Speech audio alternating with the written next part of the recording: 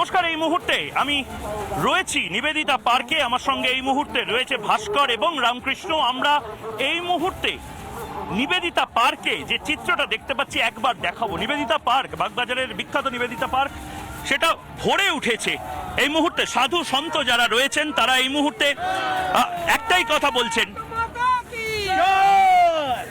যারা এই মুহূর্তে রয়েছেন ভারত মাতার জয়ধ্বনি দিচ্ছেন, এবং বহু সাধু সন্ত যারা রয়েছেন তাদেরকে ঘিরে সংবাদ মাধ্যম তাদের একটাই প্রশ্ন যে এই বাংলাতে সাধু সন্তদেরকে হঠাৎ মাঠে নামতে হলো কেন? মাঠে নামতে হলো এই কারণে যে আমাদের সমস্ত সাধু সজ্জনরা বিনম্রভাবে সমস্ত পশ্চিমবাংলায় নয় সমস্ত ভারতবর্ষের সংবিধানের প্রশাসনিক কাজে প্রার্থনা যাতে ভারতবর্ষে হিন্দু সংস্কৃতি এবং সাধু সম্মান রক্ষা হয়, তার জন্য সাধুরা মাঠে নেমেছেন।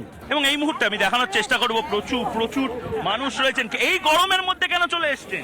আমি ভারত সেবাশ্রম সংঘের দীক্ষিতা এবং আমার পুরো ফ্যামিলি, আমি একজন বাই প্রফেশন অ্যাডভোকেট। কোথা থেকে এসছেন? আমি এসেছি মহেশতলা থেকে এবং বালিগঞ্জ থেকে। আমি দীক্ষা নিয়েছি স্বামী পূর্ণাত্মানন্দজি মহারাজের কাছ থেকে। কিন্তু এই অপমান, মাননীয়ার যে এই অপমান, আমাদের ভারত সেবাশ্রম সংঘ আমাদের আবেগ, সেখানের মহারাজকে এরকম অপমান করেছে, সেই অপমানের প্রতিবাদ আমরা চাই এবং আমরা চাই যাতে ক্ষমা চান। এবং তার পাশাপাশি মুখ্যমন্ত্রী ক্ষমা চান, এই কথাটা বলছেন। আপনারা কি চান? একদম একই কথা, সঠিক কথা বলেছেন উনি। ভারত সেবাশ্রম সংঘ তথা রামকৃষ্ণ মিশন এবং ইসকন সম্বন্ধে উনি যেসব অভসভ্য অভদ্র কথা ব্যবহার করেছেন তার ধিক্কার প্রতিবাদ, সেই জন্য আজকে সাধু সমাজ এটা আমাদের আবেগ, আমাদের হিন্দুদের আবেগ। এবং ভারত সেবাশ্রম সংঘ আমাদেরও সইমান আছে, এটা সইমান যাত্রা। মমতা ব্যানার্জিকে নিঃশর্ত ক্ষমা চাইতে হবে। আপনি কোথা থেকে এসেছেন? আমি লক্ষ্মীকান্তপুর হিন্দু মিলন মন্দির থেকে এসেছি। কোনো কথা নয়, আমাদের কার্তিক মহারাজকে অপমানের আমাদের ভগবান সাধু সজ্জনের প্রতিবাদ চাইছি, অবশ্যই চাই। এই মুখ্যমন্ত্রী রাজনীতির নামে দেশ বিরোধী জেহাদি আতঙ্কবাদী শক্তিকে প্রশ্রয় দিচ্ছে। আমি একদিকে আমি রয়েছি, অন্যদিকে রয়েছে ভাস্কর আমার অপর প্রতিনিধি। অন্যদিকে রয়েছে ভাস্কর। তোমার ওখানে চিত্রটা কি? এখানে বাংলার মুখ্যমন্ত্রীকে ক্ষমা চাইতে হবে, এটা ভারত সেবাশ্রম সংঘের যারা দীক্ষিত তারা বলছেন। তোমার ওখানকার চিত্রটা দেখাও।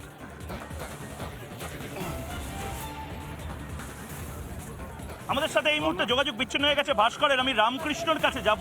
রামকৃষ্ণ, সেই একই প্রশ্ন।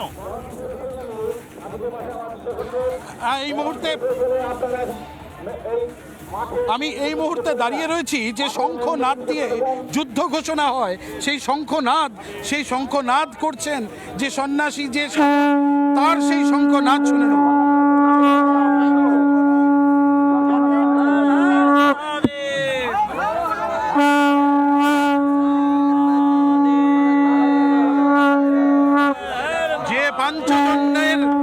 যে পাঞ্চজন্য দিয়ে যে যুদ্ধ ঘোষণা হয়, সেই যুদ্ধ ঘোষণার জন্য আজকে সাধুরা পথে নেমেছেন এবং তারা এই মুহূর্তে আমার সঙ্গে রয়েছেন। তাদের সাথে কথা বলবো। মহারাজ, আজকে আপনাদের পথে নামতে হয়েছে, আপনাদের কি, কোথায় এত আঘাত?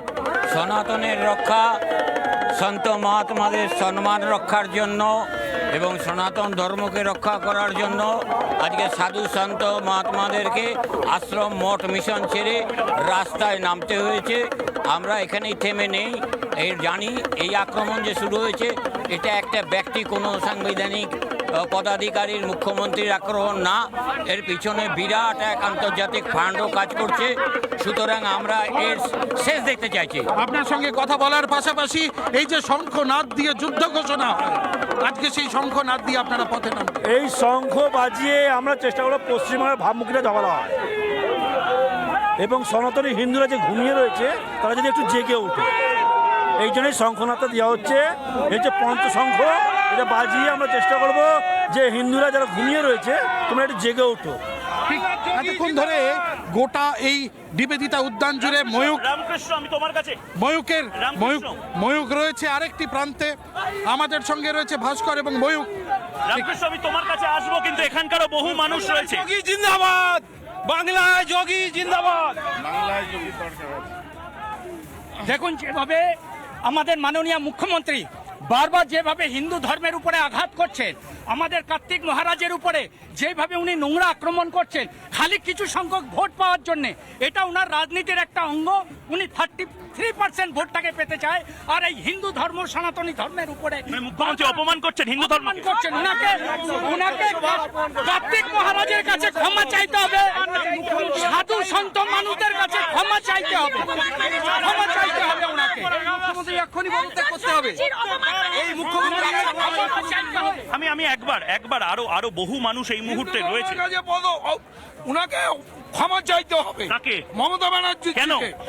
যে সনাতন ধর্মকে উনি অপমান করেছে এবং সাধু সন্ন্যাসীদের উনি অপমান করেছে।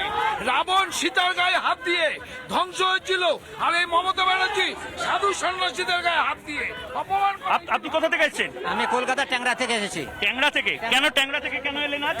যে মমতা ব্যানার্জি ঘৃণিত যে সমস্ত বক্তব্য, সেই বক্তব্যের পরিপাদে আমরা মিছিল করছি। উনি সাধুরা কি কয় উনি জানেন, কোথায় কি সাধুরা, কোন সাধু কোথায় কি করছে সারা করছে, কিন্তু ওনার ক্যাবিনেটের পাশের ঘরে বসে টাকা চুরি করে অবাক এবং আমি একবার দেখাবো বরণ করে নেওয়া হচ্ছে এখানে যারা সাধু সন্তরা এসেছেন তাদেরকে বরণ করে নেওয়া হচ্ছে এই মুহূর্তে যারা সাধু সন্তরা রয়েছেন তাদেরকে। আপনারা কেন বরণ করছেন মা? ভারত সেবাশ্রম সঙ্গে রাবণ যেমন নিজের মৃত্যুবান নিজে বরণ করছিল, মমতা বন্দ্যোপাধ্যায় তার মৃত্যুবান নিজেই বরণ করে। আমি একদিকে এই চিত্র, বলছি আমাদের পাশে মঠ আছে, রামকৃষ্ণ মঠ, ওখান থেকেও মানুষজন এসছেন না ওইখান থেকে সাধুরা বেরোচ্ছে। এবং এর পাশাপাশি আমি আরেকবার ভাস্করের কাছে যাওয়ার চেষ্টা করব। দেবজিৎ সরকার এই মুহূর্তে, বিজেপি নেতা দেবজিৎ সরকার রয়েছেন। দেবজিৎ সরকার, এখানে আপনারা সলিডারিটি জানাতে কেন এলেন? এই মিছিলের কি প্রয়োজন ছিল? সারা ভারতবর্ষে যেরকম ধরনের জিনিসপত্র চলছে, এটা সবকিছুকে ছাপিয়ে গেছে। একটা নির্দিষ্ট সম্প্রদায়ের সাধু সন্তের উপর আক্রমণ, এবং সেটা চলেই চলেছে। এর একটা প্রতিবাদ হওয়া দরকার। কেননা যদি 10%ও যার যেসব গুরুদেবের ওপরে বা আশ্রমের ওপরে এই ধরনের মন্তব্য হয়েছে, তার 10%ও যদি জাগেন, তাহলে দুনিয়া উল্টে যাবে। বাকি তো দেখেন কিসের জবাব চান? মুখ্যমন্ত্রী যে আমাদের কার্তিক মহারাজ অপমান করে, তার অপমানের জবাব চাই। অবিলম্বে মুখ্যমন্ত্রীর কার্তিক মহারাজকে যে ধরনের মন্তব্য করেছে, হ্যাঁ, তার জন্য কার্তিক মহারাজকে এবং সমস্ত ক্ষমা চাইতে হবে। এবং আমাদের এই মুহূর্তে হিন্দু সংগতির সভাপতি শান্তনু সিনহা রয়েছেন। শান্তনুবাবু, এইটার কি প্রয়োজন ছিল, এই মিছিল, এই প্রতিবাদ? এর থেকে আরো বড় প্রয়োজন, পশ্চিমবঙ্গের প্রত্যেক বাঙালি যতদিন কমিউনাল না হবে ততদিন এই সমস্যার সমাধান হবে না। পশ্চিমবাংলার প্রত্যেক বাঙালি হিন্দুকে কমিউনাল হতে হবে। আমরা হিন্দু সংগঠন সেটাই চাই। কমিউনাল বাঙালি না হলে কমিউনালিজমের সঙ্গে লড়াই করা। কিন্তু সাম্প্রদায়িক শব্দটা তো ঠিক নয়। সাম্প্রদায়িক হতে চাই এবং প্রত্যেক বাঙালিকে সাম্প্রদায়িক হতে হবে। সাম্প্রদায়িক না হলে পশ্চিমবাংলার হিন্দু বাঁচবে না, বাঙালি হিন্দু বাঁচবে না। আপনারা কোথা থেকে এসেছেন? আমরা শ্রীরামপুর থেকে। শ্রীরামপুর থেকে এই মুহূর্তে আরো বহু মানুষজন এসেছেন। রাস্তা কার্যত অবরুদ্ধ হয়ে গেছে।